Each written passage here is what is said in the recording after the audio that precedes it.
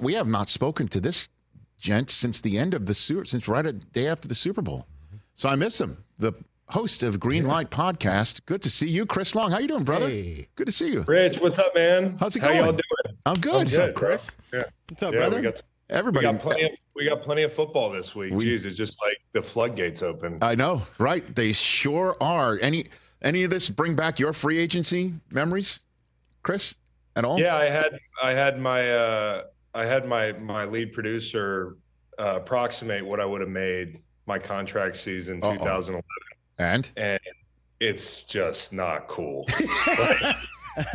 It's just not cool. Like I wouldn't be talking to you, Rich. Yeah. Like I would be on a yacht somewhere. I wouldn't be doing this. Timing's everything in life. So did you meet with Belichick? Did you call? Like what was that free agent experience like for you? Okay, so yeah, like late in my career, I was old.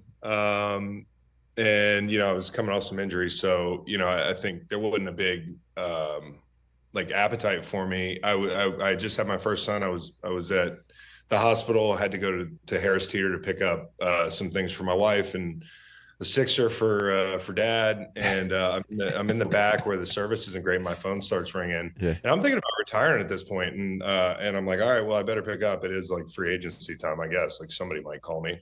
And I go to the front of the store and pick it up. And the guy's like, hello, Chris, this is Bill Belichick. And I'm like, oh, my God, I better get out in the parking lot.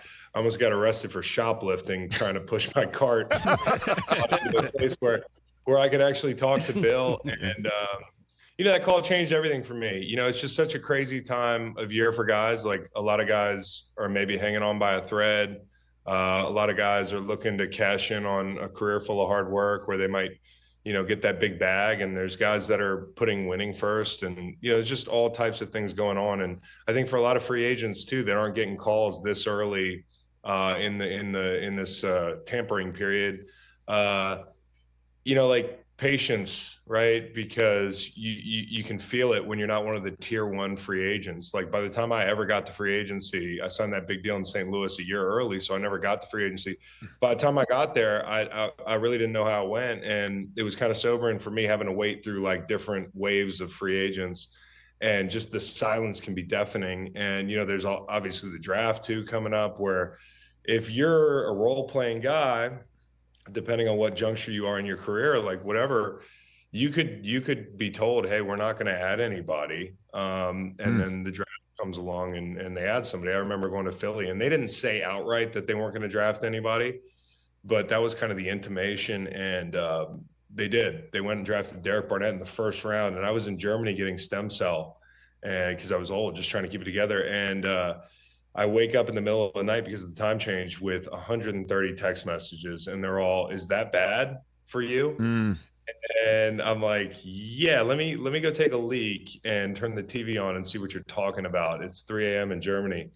And I found out that, I got a first rounder I got to compete with too. So it's just a crazy time for the big money free agents, but also for guys that are signing smaller deals. Chris Long here on the Rich Eisen Show. What is Christian Wilkins going to look like next to Max Crosby? Chris? I think he's going to look great. I always say this, like, I think sometimes we overrate the effect that having two dynamic edge rushers can have on one another. Like that stuff's great, but the guy that really helps is the guy right inside. With Fletcher Cox just retiring, haven't played with him for 2 years. My comments when he retired were, you made everybody around you better. And that's the best compliment I can give a guy. And truly playing next to a guy like Fletcher Cox. And I was bummed that I couldn't stick around and stay healthy in LA, or St. Louis rather. When Aaron Donald was young, I barely get to play with him. A guy like Fletcher or a guy like Christian Wilkins, like it just creates so much freedom for a defensive end, and it keeps tackles and guards on the same side a lot more honest. And, your ability to run games and that sort of thing. And also just the pushing of the pocket for somebody like Max Crosby, where all of a sudden that drop target for a quarterback goes from like 7 yards to 9. If there's nowhere to climb because you got a big guy inside, that's going to help Max, and vice versa. So I'm really excited to see him paired with Wilkins. I know he can play different alignments. He's done some odd front stuff. He can play in a 4-down look. Graham is more of a 4-down guy. So I'm excited to see that pairing. Yeah, and you mentioned Philly a couple times, obviously, from your playing days. And I just think, Howie Roseman keeps on kind of figuring out how to I put things on the credit card if that's necessary, to kick things down the road or not at all. I honestly, I'm not a capologist, but I just bring it up that Hurts, Brown, Devontae Smith, and Saquon Barkley all together on the cap is $11 million less of a cap hit collectively than Daniel Jones is by himself on the Giants cap. And it's just another head shaker where just like, okay, he keeps doing it, and you take Saquon from the Giants. It's hard to not look at that and think it's the Eagles doing it again. What do you think that means to the locker room, too, right, in Philly, that they bring Saquon in there? Chris? I think it's great. I've always been a huge fan of Saquon. We played them my rookie year, and I ended up on the wrong end of a screen that went for like 65 yards, and I was chasing behind Saquon. And I felt like it was in an EA Sports video game. Like I'm watching all my teammates just falling by the wayside. Like I'm watching him just juke everybody out of their shoes, and I can't figure out what angle to run. I just remember thinking, this guy is so special. And when you watched him over the last couple of years in New York, you can't help but think, man, like we waste talent in the NFL all the time. And a lot of times you don't see guys get that second destination or that second opportunity, especially running back in his prime, right? Who's had injuries. Like it's time to throw him a lifesaver, like right now. And Philly is that lifeboat where he can hop on and he's going to be playing in front of a line, or behind a line rather, that's just far and away better than probably what he's used to. There's going to be more space for him to operate. There's going to be more playmakers outside. The passing game, if they can get it back on track, is going to be better than what he's accustomed to. So the context around players, man, it can be heartbreaking to watch these things play out. I'm really happy that Saquon got an opportunity to not just choose where he wants to go, but to stick it to his team. That's fun, dude. It's like the Aaron Jones situation. Yeah. It's a business both ways now. And if these teams don't like it, then pay guys. And now you're going to have to see this guy with 40-inch quads twice a year. And I cannot wait to see him take it out on the Giants. And for anybody like Tiki, who I like Tiki's a Virginia guy, but I disagree with him. I mean, it's his opinion. It's not like an argument. But I've always been against that kind of thing, because when Jason Peters was with the Eagles and then he went to play for the Cowboys, and you heard Eagles fans say, hey, he's dead to me, I thought that was wrong. The same people saying that are welcoming Deshaun home when he retires. And Deshaun Jackson played for the then Redskins, another division rival. So I think that stuff, it stings in the beginning, but eventually I think people appreciate the time that the guy spent in that particular city. And I hope people in New York can appreciate Saquon, because he would still be there if y'all didn't mess it up as an organization. I'm with you, Chris. I'm with you 100%. And it looks like they just decided to reset.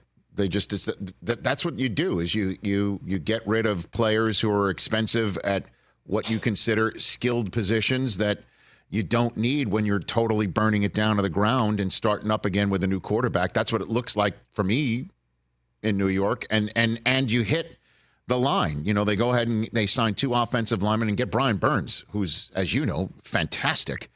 It looks like they're going to try and win games 7-6 right now. Yeah. Well, I don't know, man. I could see them drafting a quarterback. Yeah, sure. Them, like that. But if they're going to draft a quarterback, they probably believe that guy's special. Now, I'm not going to say I know for sure who it's going to be, but I think if they can hit on a sort of special or a good solid talent at quarterback, like these things can turn around quicker than you think. Obviously I like their edge rushers. I think Kayvon's figuring things out. He had a really good year and people didn't pay a lot of attention to him because he was on a bad team. And then Burns on the edge and Lawrence. And then I think they added Devin Singletary, who I think is one of the most underrated players in the league. So speaking of Singletary, just to bring this up as kind of a non sequitur, like the Houston Texans, man, are doing work. And I will say this, it's a little early to be pounding the table for a team in the AFC, but they might be one of the biggest threats, if not the biggest threat outside of your traditional Baltimore, and some of the usual cast of characters. I mean, it's not a stretch to say that they're going to win that division and play some home games. You had Danielle Hunter, who I think is fantastic.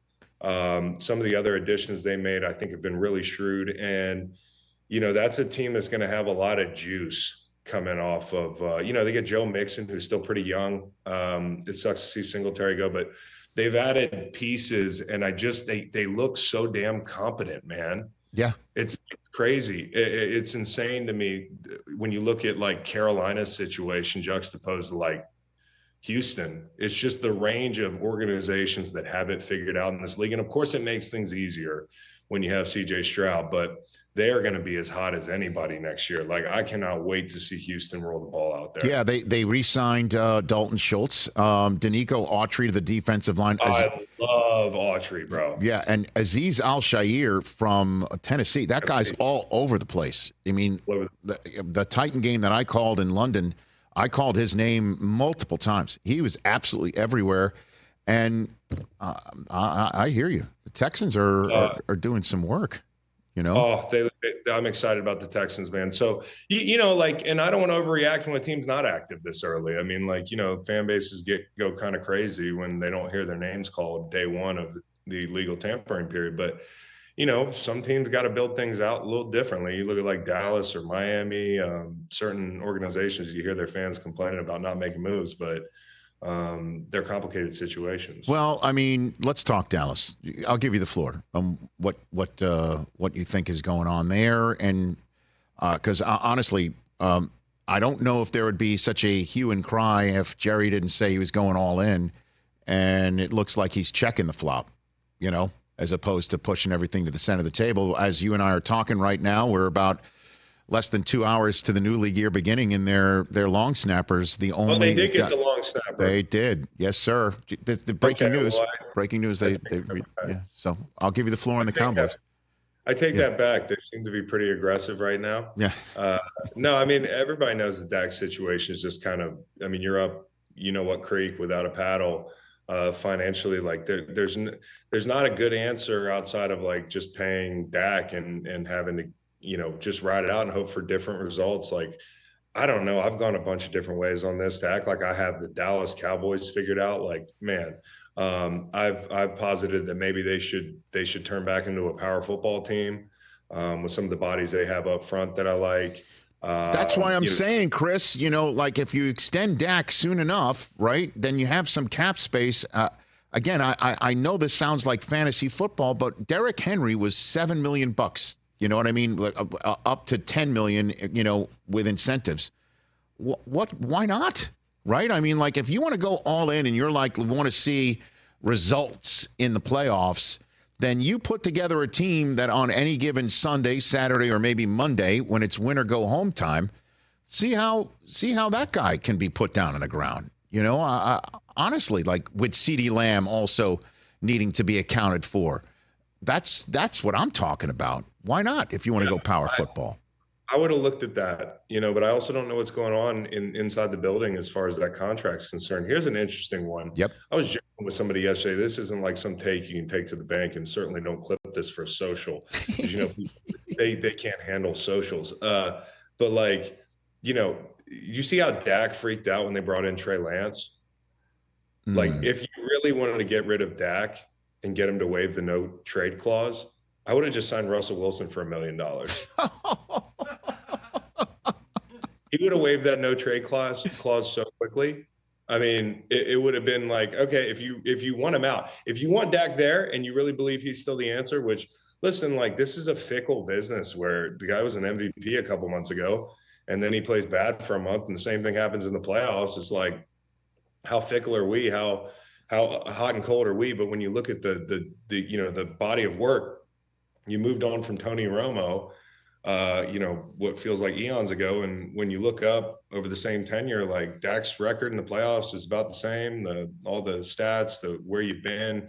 And it just feels like the definition of insanity for them. And I think Jerry's one fatal flaw has been loyalty to quarterbacks. I think he really wants, when he's in on a quarterback, he's like in, and it becomes like a personal connection. And it's hard to say, like, I don't know, it's a sunk cost fallacy, but there's, obviously he's just got so much wrapped up in this guy, and it's going to be really hard to do anything but extend him. So you're a Russ guy. You think Russ is going to find a no? Okay. No, I'm not saying I'm a Russ guy. What I am saying is, if you wanted Dak to waive his no trade clause, I see. Judging by his reaction to Trey Lance coming to town, that could have been a little bit of mental warfare that would have worked out for you. But I am a Russ guy. Like, I like Russ and everything. I think at this juncture in the offseason, I said this to Stephen A. Smith the other day, because we got to interview him. By the way, that was like awesome. Like sitting across from that dude is all energy. Oh, no doubt. I don't know how he does it. It's like, I say this, like, talking to Stephen A. Smith or watching Stephen A. Smith do a monologue is like watching like a home run hitter hit the ball 500 yards or 500 feet. It's just the same. It's like a rare talent. But Stephen A. laughed at me when I said that I would take Baker Mayfield at this juncture over Russell Wilson. And who knows what Russell would have commanded in the open market had there not been this loophole where the Broncos are picking up his whole damn contract. But I think, as evidenced by, Baker's deal, like, Baker is an exciting commodity for teams coming off that year. I think Russ has got to buy into, it's going to be a power football team. Like, I think they need to lean into that. I think some of the quick stuff worries me last year. The ball was out and on the perimeter a lot. He didn't look like he wanted to hit the middle of the field. Like, you've got to work the middle of the field with Arthur. And I think maybe with play action, that sort of thing, you can see a little bit of a revival. And I think for Russ, like, when you're on a team where they obviously don't like you, like, obviously Peyton didn't like him, which is not a crime. Okay. Like, I'm not freaking out about that whole thing. I think it wears on you, and it's really hard to perform when the people upstairs or your head coach doesn't even want you there. Like, so I think the mental lift of going somewhere where he's wanted on $1 million deal, where you're like, the pressure's not on me, I'm playing with house money a little bit here. So I hope Russ can get some of that weight off his shoulders and, look like he's having a little bit more fun this year. He's got to work the middle of the field, dude. Like last year when you watch Broncos games, they did not take a lot of chances. And it was a lot of quick game, but I think with Arthur, they can figure out a cadence that'll work for Russ. But I'm not like Russ is going to put them over the top. But if you look at that team last year, they win 9 games with a combination of Kenny Pickett and Mason Rudolph. Yeah, that's what I'm saying, Chris. Is first thing you said Russ has got to do what you just said. I say the first thing he's got to do is beat out Kenny Pickett. For sure. That's not a given, and no, it's not. Tomlin's going to give Pickett every opportunity to win the job, and then use all of his future Hall of Fame, I like to say, coaching skills to tell Russ stand ready. We're going to need you. Yeah, and that puts real pressure on Kenny, unlike a Mason who, that does put pressure on Kenny, but Kenny got hurt and he really couldn't control that. I like Kenny better than the guys that Arthur had down in Atlanta. And I know they just traded away Deontay Johnson, right? I mean, I feel like some of these acquisitions and trades feel like dreams. Like, did I have that dream? No, that happened.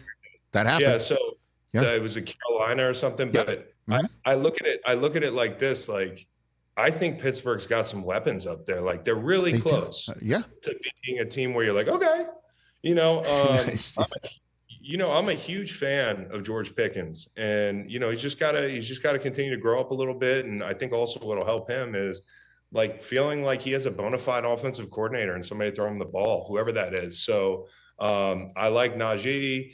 I love the other running back there. I'm only forgetting his name. No, it's Jaylen Warren. I love Jaylen Warren. He's a home run hitter. They definitely have the weapons. They had Patrick Queen on defense, which is totally on brand. It's exactly what they're missing right there in the middle of the defense. They're going to have a lot of buzz around them, and no doubt about that. And man, I could talk to you forever. There's just a couple things to hit on. You said Stephen A. laughed at you. You'd rather have Baker over Russ. You've got two guys who agree with you right here. I mean, 100%. I would take Baker Mayfield right now over. Hey, Stephen A., stay off the weeds. we are all in on Baker right now. And as a matter of fact, I mean, it's all kind of playing out perfectly for Tampa because Jason Light re-signed everybody. Pretty much everybody wanted to re-sign. Like and he's got Tristan Wirfs next on the hit list to give a contract to. Keeps Evans, keeps Levante David, keeps he's got Antoine Winfield currently on a tag that he's probably going to try and get off the tag.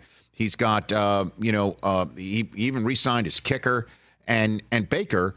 And it's playing out perfectly with their chip on their shoulder because with Kirk Cousins going to Atlanta, the free football world will think this is Atlanta's division to win and make sure the Bucs don't go back to back. I mean, that's playing out perfectly for them right now. Yeah, I think. It's going to be one of those interesting divisions where I think on the surface, casual fans that division is not going to be very fun, and it's probably one team's division. We didn't know what the heck was going to happen last year. Tampa was an afterthought for a lot of people. I know Tampa fans feel differently about that. Mm-hmm. But, the national media was not all over Tampa to have a really good year and Baker to revive himself. So I think the big question is, how much of that was Dave Canales? How much of it was Baker? I tend to think, Baker just needed an opportunity. And I said this last year when Baker and Trevor were getting ready to play each other. And I think we might have had this conversation, but just the whole idea of who a guy is, right? You think Baker's washed, he hasn't done anything in the league, he's a bust, whatever you want to call him. But he hadn't done that much more or less than Trevor Lawrence. And, I remember going to that game last year, prepping for that game, and the feeling was, well, Jags have a better quarterback. Well, how do we know? Baker was hurt at the tail end of his tenure in Cleveland. I know people are real sensitive to people making excuses for high-pick quarterbacks. Mm-hmm. When you're a high-pick quarterback, what kind of situation you think you're going into? And so, for Cleveland, he had to deal with Freddie Kitchens, some injuries. Oh, and my then goodness. You're in Carolina. And, and when he got his opportunity, he seized it. And I think somebody who deserves a lot of credit for his career revival is not just Dave Canales. It's also Sean McVay giving him an opportunity at the end of the year before last. And I think there's an interesting parallel here when you look at Sam Darnold, because I am a Sam Darnold fan. I'm not saying he's a great player or anything, and he's still got to prove it. But I put him in the category of people that I can explain some of the issues he's had based on the context in which he entered the league. Man. I mean, who's played well for your Jets? Who's played well for the Panthers? Nobody. I think Shanahan, a year with him can do wonders for a guy who absorbs things. And we'll see if Sam's going to absorb that experience and now parlay it into an opportunity in Minnesota. I know they're not paying him big time starter money, and maybe there is somebody else that they have in mind through the draft or that sort of thing. But I think when you look at a Baker and some of this quarterback movement, Sam Darnold's a guy that I'm excited to see play next year because I'm a big fan of Kevin O'Connell. Me too. And then Josh McCown being the quarterback coach, and they were on the bench together in New York. It's kind of wild how things work out. Chris, man, like I said, I could talk to you forever. We haven't even hit Justin Fields sitting around, trying to, Kyle had a great take. My brother had a great take. Which is? It's something we talked about in the fall a little bit, is one of the many options they'll have, but keep them both. If you're pro Caleb Williams, and this is the point, is and this is my brother Kyle Long, by the way, but yes, if you wait and you just keep Justin, and right now nobody's sending anything over, and you wait until the middle of the season, somebody's going to get hurt. And then all of a sudden you got those teams by the what, right? You got them by the balls there, Rich. And so yes, sir. Yep. At that point, you could trade Justin, and you could still get the haul you were looking for all along, and you could give Caleb some of the time to develop, because I don't know if anybody's ready, when they come out of college. So anyways, that would be my 2 cents on Justin. Okay, brother. I appreciate the time. So you saw Stephen A. and interviewed him at South by Southwest, right? You took Green Light Pod to Austin. Yeah. Okay. Yeah. It was awesome. Okay. It was cool. What other guests you got? Who else? Well, the other one coming up this week, and I just want to warn the listeners of the Green Light Pod, some of y'all might not like this guy. Okay. His name's Lance Armstrong, but because I was in Austin, we had an opportunity to interview him. And I got to tell you, I didn't think I was just going to be doing softball interviews when I took this job. I mean, there's going to be some people who are divisive and polarizing, but I enjoyed the opportunity to talk to him. I think no matter what you think of the guy, He does have a willpower that was kind of rare. And so, interesting conversation. I know some people are going to come out of it and say, I hate that guy. You shouldn't have even interviewed him. But he's been fine to me, and I enjoyed talking to him. So check that out on Thursday.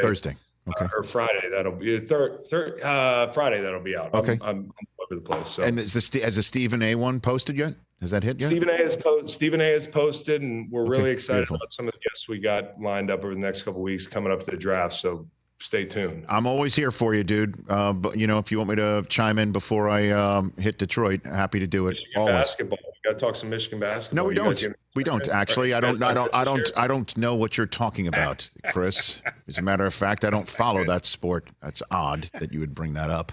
No. We'll talk about something else. We'll talk anything else. We'll talk anything else. You take care, Chris. Thanks for the time. You're the best, pal. I miss chatting with you. It's Chris Long of Greenlight Pod. Check it out wherever you get your podcasts. Catch the Rich Eisen Show every single day on the Roku channel, 12 to 3 Eastern, for free.